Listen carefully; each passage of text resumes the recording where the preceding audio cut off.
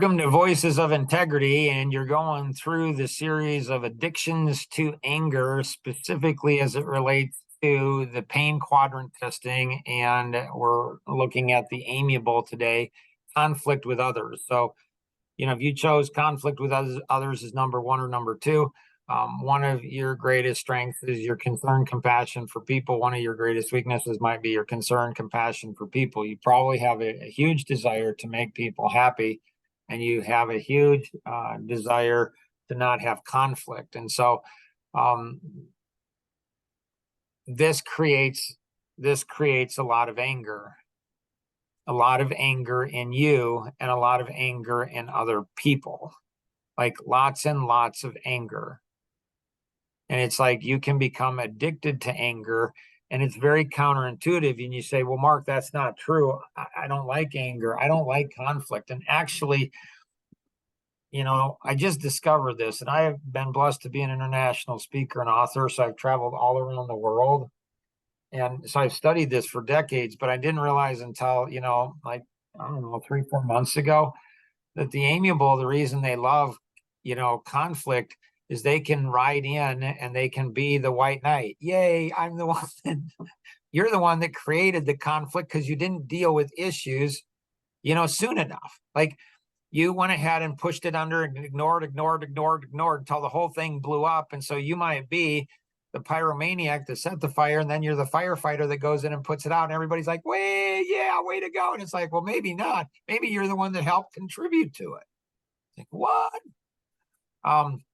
And so I love, this book, You Are the Placebo.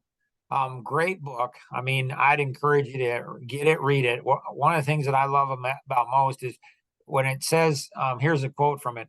Usually when people step into the river of change, the void between the old self and the new self is so uncomfortable that they immediately slip back into their old selves again. They unconsciously think, this doesn't feel right.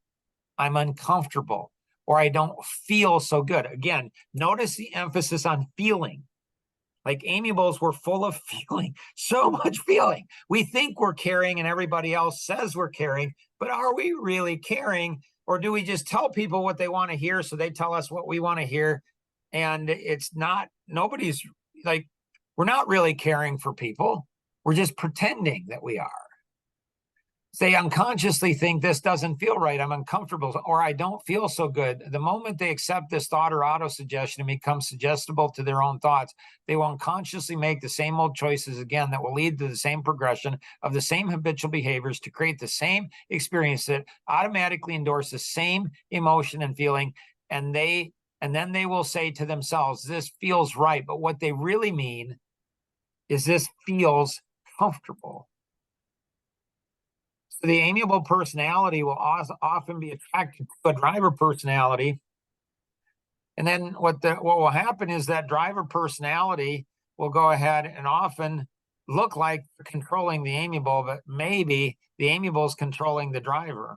But everybody around them thinks it's the opposite. Or maybe the amiable is out of control.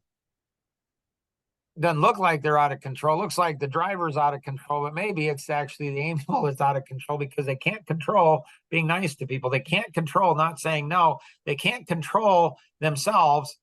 And so they can't control themselves. And so they get somebody who can control them. This person doesn't want to control them. Maybe they do. I'm not saying. I'm just saying that if it was me, I wouldn't want to control the amiable. I want them to be self-controlled.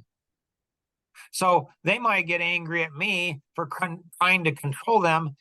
I might get angry at them for being out of control and me having to clean up their messes in the first place. For crying out loud, just tell people what you're feeling and thinking, and don't go ahead and placate people.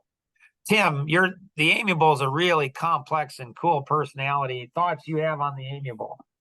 So I definitely think the amiable oftentimes plays both sides. They're always trying to make everybody happy, and in making everybody happy, they oftentimes make everybody upset. So they're playing Nice. both sides, and so they're holding on to trying to fix everybody's solutions, and sometimes those solutions counteract one another. Is you're helping one person who's in the same group, and you help the other person, and you're playing the middleman for everybody just because you're trying to make yourself feel better by finding that comfortability in the chaos. Is like you're almost trying to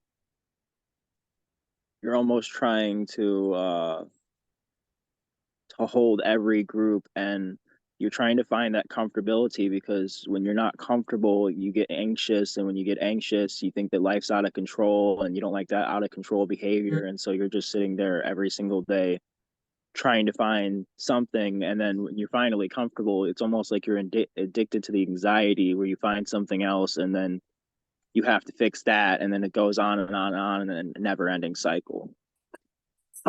So pass this along to other people. Look at the other, look at the other videos too, and your primary and your secondary, and then share this with other people. This helps to explain so much. I wish when my wife and I were married 39 years ago, you know, she's an amiable analytic, I'm a driver analytic.